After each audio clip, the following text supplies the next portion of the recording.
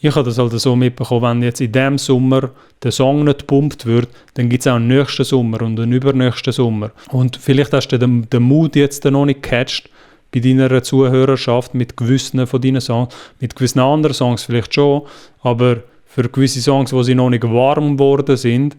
werden es vielleicht in 6 Monaten warm. Und dort, wenn man so von Short Attention Span, also so kurze Konzentrationsspanne bei den Konsumenten hat, oder das ist alles sehr schnelllebig, du musst schauen, dass schon 2 Wochen nach Release, dass es explodiert und so.